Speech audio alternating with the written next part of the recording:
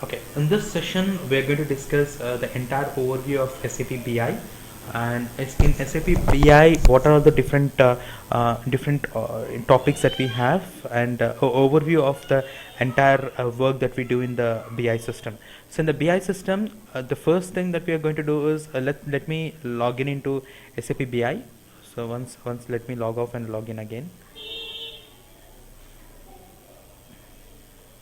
It's like, we need to log in into SAP BI, and whatever username and password are there, we will give it, and then once we give that, you will be able to log in into the screen. So in this, the first thing that we have in the SAP Easy Access screen is,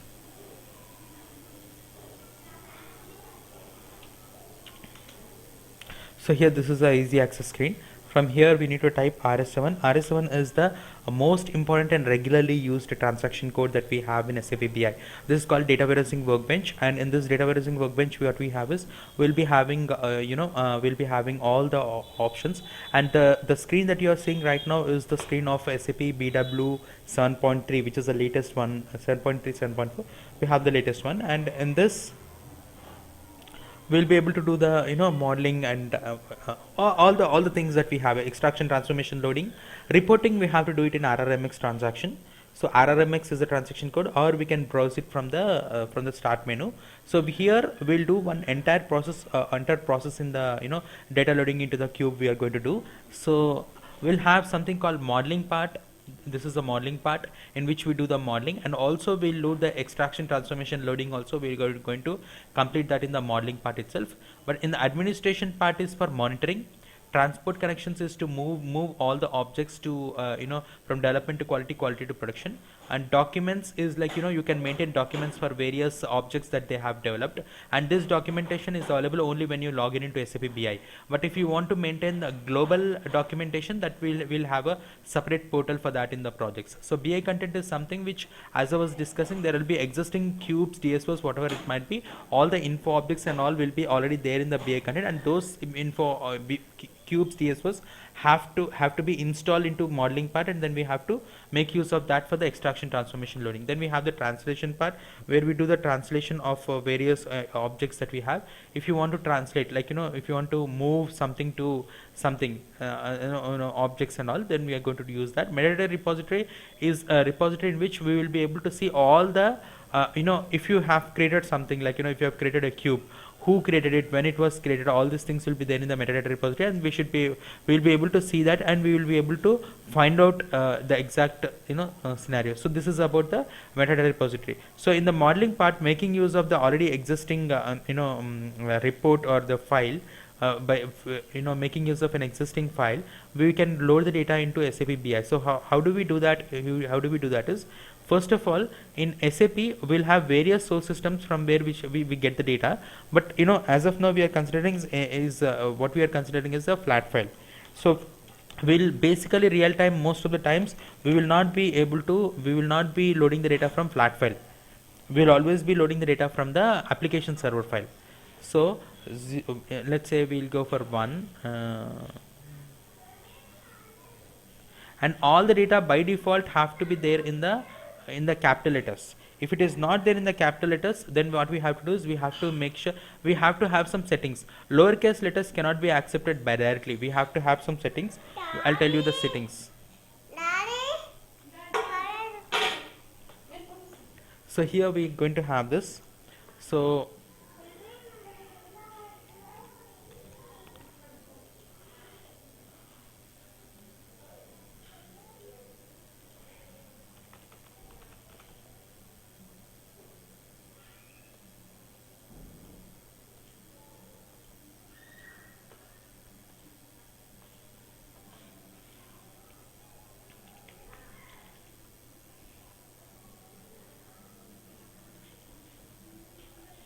I'm saving it in a SAP folder. Okay, one thing we have to make sure is, when we are loading the data, when we are storing the file, we have to always make sure that it is of type .csv,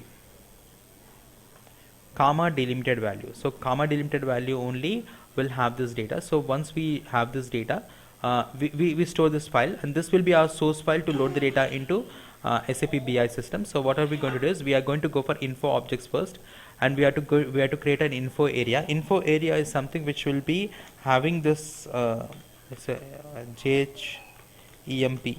Okay, info area for JH. Okay, so something like that, and we create the info area here.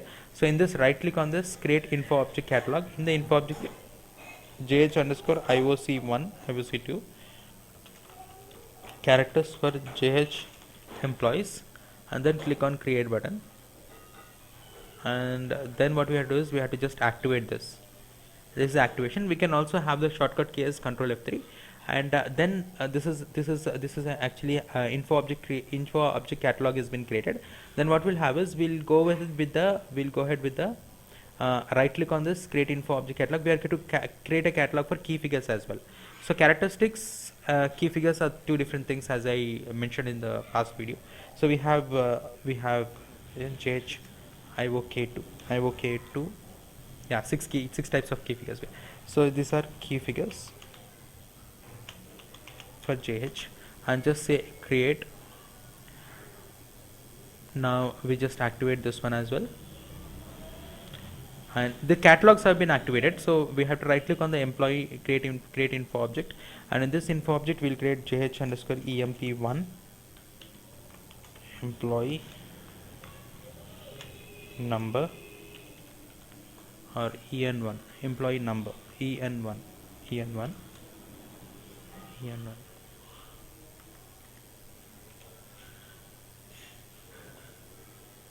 employee number, and we'll go for characteristic, and we'll go for 10 and activate. So employee number we taken is 10. Now next what we have is we have to right click on this info object employee name. So JH employee name 1. So employee name we'll have this as something like a characteristic and 20, and we'll activate this one as well. And the two characteristics which we have which we want, we already have. And then we have to right click on the key figures, create info object catalog, and here we'll say JH underscore sal1 salary. Okay, salary, and then we have to say okay. And in this we have salary. As of now in the first project we are giving the salary as a fixed currency as INR. Later point of time we can give zero currency. If we have zero currency, we need to have the mapping as well. So normally I do it in INR, all the values will be taken, but if we take it as zero currency here, we need to give an input value for this zero currency. So we have something called zero currency which we need to give here, and activate this. So what happens if you give zero currency is we have to mandatorily give that particular field here. So in this we have to have currency also. So in the currency we'll mention it as USD, INR, AUD. So we need to mention the currency for each and every, because if it's an input field, a separate input field, we need to give the field value also. But if we give it as a constant INR, we don't have to mention these things here. So then what we'll have is we have to just give zero currency and activate that. So once it's been activated, we'll go ahead and create the date of joining. Create info object. DOJ1 date of joining, and we'll set it as date. Here we'll get as MIOMMDD. Activate. Once it's been done, what we have to do is we have to go ahead with the info providers. In the info provider, we need to select that particular info area. Sometimes the info area will not get reflected, so just say /n RSA1. Once you can close it and open it again, and we will be able to see all the info providers. In the last you will be able to see the info area that we have created at the last. So this, right click on this, create info cube. We are doing at the info provider level now. The cube we are creating at the info provider level. IC2 info cube. This is the container. The modeling part will be over once the info cube has been created. Okay, create. and in this we need to click on this button and drag and drop this IO characteristics. We have to drag and drop this characteristics in the dimensions, because characteristics can go only into dimensions, as I told in the star schema. Characteristics can go only into dimensions, and key figures can go into the key figures. The key figures can go into the key figures only in the down. We have drag and drop into key figures. Key figures are fact table. Yeah, they go into fact table and they are purely numbers, and that is in the fact table. So now units automatically zero currency has been created in the unit, because that is mandatory for our salary. So we just activate this. Yeah, the subdivisions will be by default coming when you create a cube, but what to drag I mean, like what to drag under key figures, what to drag under dimensions is what we need to decide. So once the cube has been created, the modeling part is over. Now we have to do the extraction part, means we have to get the data from the flat file. So getting the data from flat file, we have to go to the data source. In the data source, right click on the data source, create info application component. In the application component, let's create a JH_EMP1 and employee data for JH,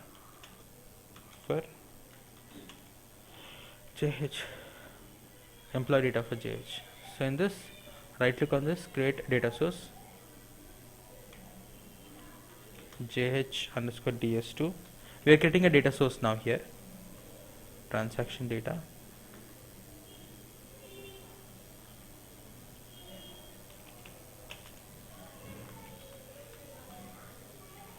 So extraction, in the extraction we'll go for the local server as it is. We need to access the file here, JHS_EMP, and first row we have to ignore. Why we have to ignore the first row is because first row has the headings.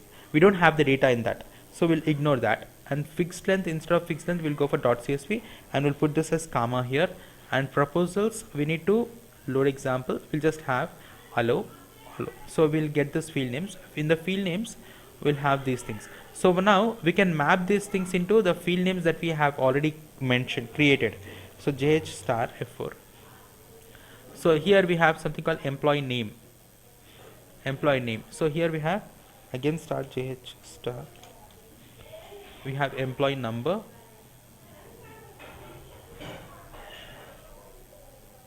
Then we have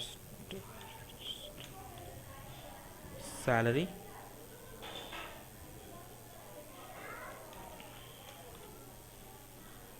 Date of joining. And this one we have not created, so it should be directly zero currency. This is not mandatory for us to do it, because why are we doing this is because just that mapping will be done automatically. So now once it has been done, we can go for preview. When we are checking the preview, we have to make sure the file is closed. Normally I don't tell so fast because you have the you have the interview day after tomorrow. So yeah, the preview, this one is the preview. We can do the preview only at the data source level. Then after the preview has been done in the data source level, what we need to do is we need to right click on the DSO and create transformations. You need to create the info package here. Right click on this, create info package, and info package is something like JHS_IP1. So go to the schedule, start. Hello. So data was requested. So just once we have to click on this monitoring button and make sure that 11 records are there. If you have to click on this PSA button, and once it has been done, we will be able to see the data at the PSA level. This part, once the data has been loaded into PSA, it means that the data is successfully loaded into the PSA. Means the data is now in the BI. But still it's a raw data, right? So this raw data have to be loaded into the cube. So for that, what we have to do is we have to do the loading part. So till now what we have done is the extraction part. Then what we have to do is we have to do the transformations part. So we have to go to the info provider level. In the info provider level, we have to right click on this data transfer process, create DDP. we have to first create the transformations, right? So right click on the cube, create transformations, and in the transformations what we have to do is we have to go for